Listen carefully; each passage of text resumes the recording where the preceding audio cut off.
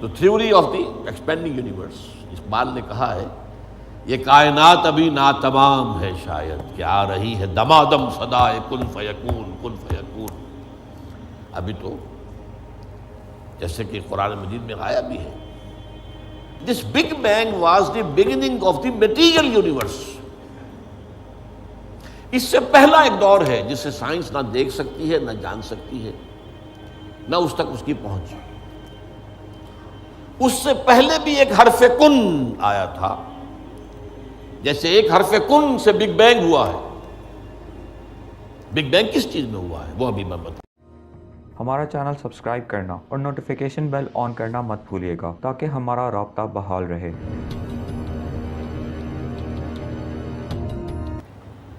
اصل میں آج جو دنیا میں جو کریشن آف یونیورس کا تصور ہے، جو تقریباً اب متفق علیہ ہے،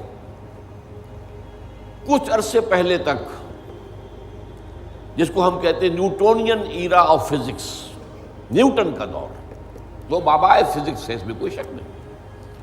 بابائے طبیعیات جو ہے وہ نیوٹن ہے، اگرچہ اس کے بعد ایک انقلاب عظیم آئنسٹائن کے ذریعے سے آیا۔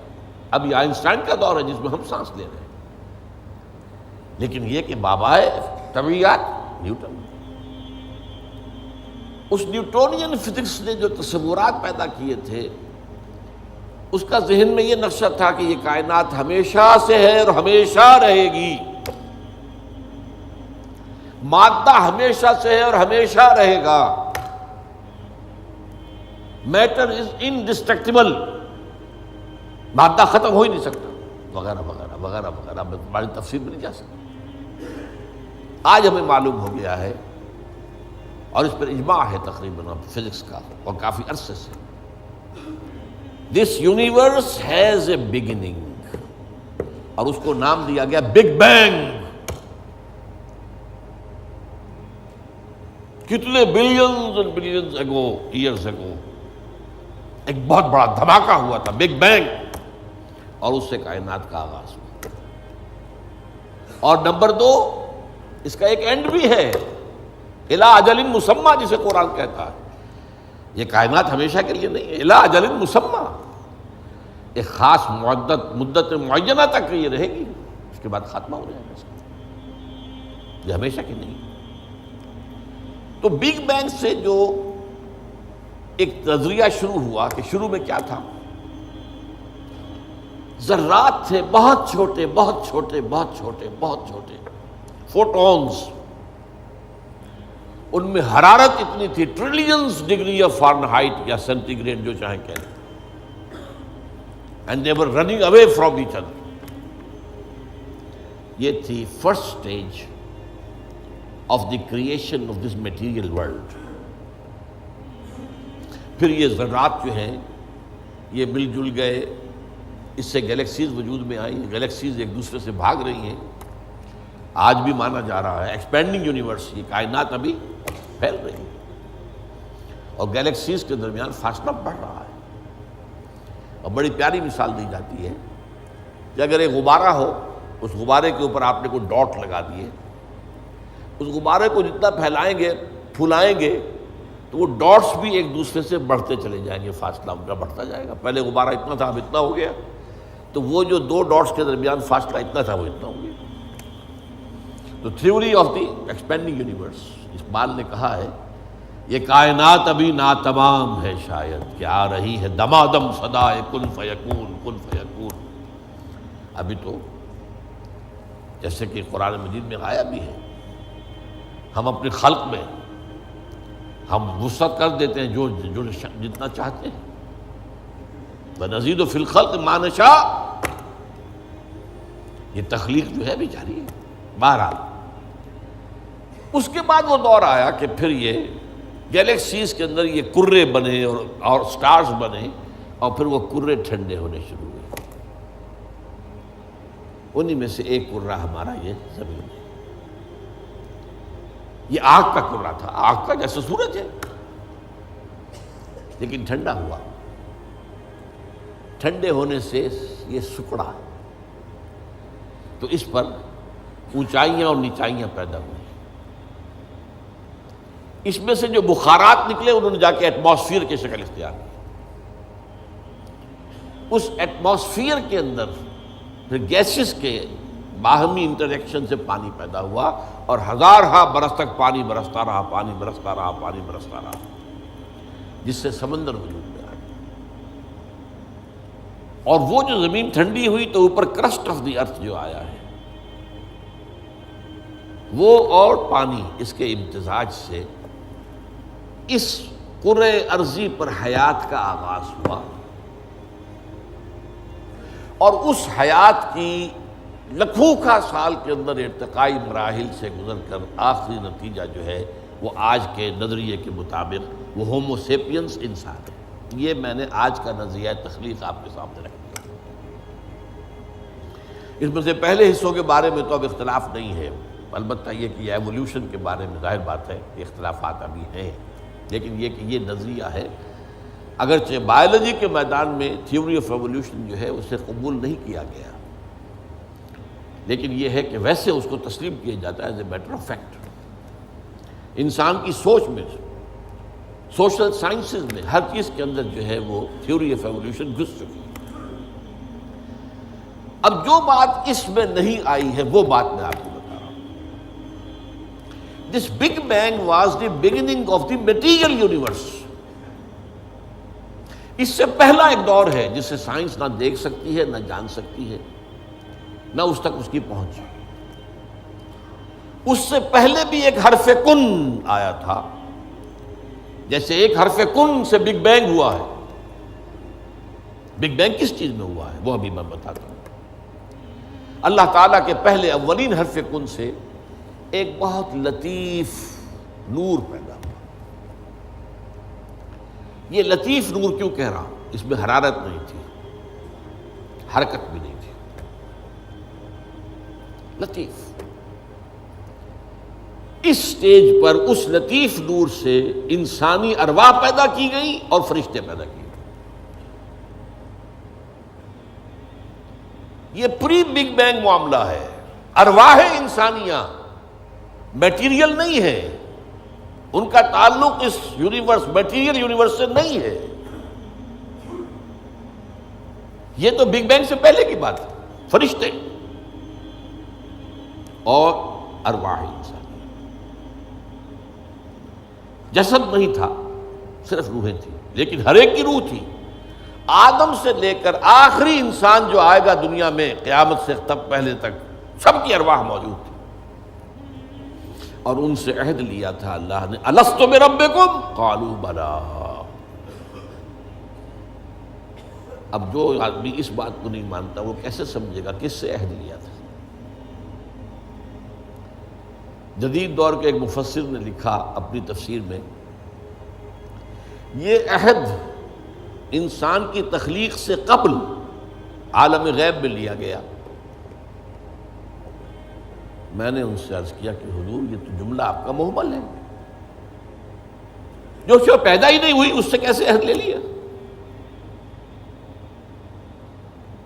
عہد و معاہدہ تو ہوتا ہے جو موجود ہے، اور پھر اس میں بھی یہ الفاظ آتے ہیں میں بقائمی ہوش و حواس یہ اقرار کر رہا ہوں، فل کانشسنس، سیلف کانشسنس کے ساتھ آدمی ایک عہد کرتا ہے، ایک اقرار کرتا ہے، ایک معاہدہ کرتا ہے. تب میں نے جب ان سے عرض کیا تو انہوں نے مانا کہ ہاں تمہاری بات ٹھیک ہے. یہ عہد اجساد انسانیہ کی تخلیق سے قبل ارواح انسانی سے لیا گیا. یہ ایک سٹیج تھی جس میں ارواح پیدا کی. اس عالم ارواح میں جبکہ ابھی میٹیریل ورلڈ شروع نہیں ہوئی، ابھی وقت کا کوئی تصور نہیں ہے. یہی وجہ ہے کہ عالم ارواح میں جو کچھ ہوتا ہے اس میں وقت نہیں لگتا، کن فیکون کن فیکون. عالم خلق میں آ کر وقت لگتا ہے. آسمان اور زمین 6 دنوں میں پیدا کیے ہیں، وہ دن ہمارے 24 گھنٹے والے دن تو نہیں ہے. انسان کے ایک نطفے سے لے کر ایک بچے کے مکمل ہونے تک 9 مہینے لگتے ہیں، ٹائم لگتا ہے. عالم ارواح میں ملائکہ کے لیے کیا خیال ہے آپ کا؟ جبرائیل کو عرش معلیٰ سے یہاں آنے میں کوئی وقت لگتا ہے؟ ٹائم ایلیمنٹ ہے ہی نہیں. ابھی یہ اس دور کی پیداوار ہے جبکہ ابھی ٹائم پیدا ہوا ہی نہیں. ٹائم اینڈ سپیس جو ہے یہ کانسیپٹ ہے بگ بینگ کے بعد کا. حرکت بھی ہے تو اسی کے بعد جو وقت کا تصور پیدا ہوگا، دی پاسنگ ٹائم. لہذا یہ ارواح انسانیہ پیدا کی گئیں جبکہ ابھی میٹیریل یونیورس کی ابتدا نہیں ہوئی تھی، اور ان کو ایک کولڈ سٹوریج میں رکھ دیا گیا.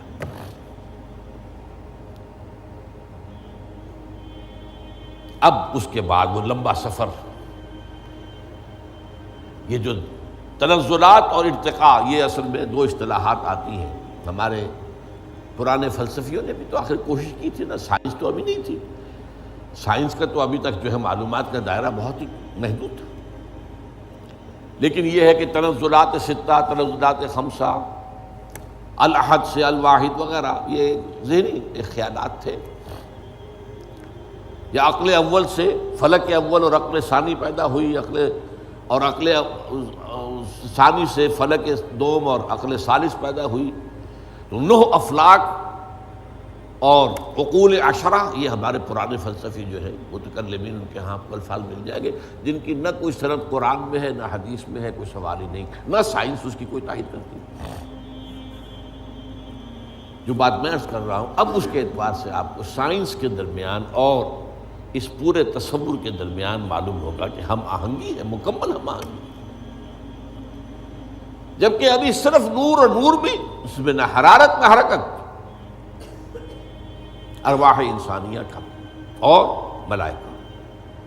پھر وہ بگ بینگ، اور وہ جو عرصہ گزرا ہے جس میں کہ حرارت، شدید ترین حرارت، اس دور میں جنات پیدا کیے گئے.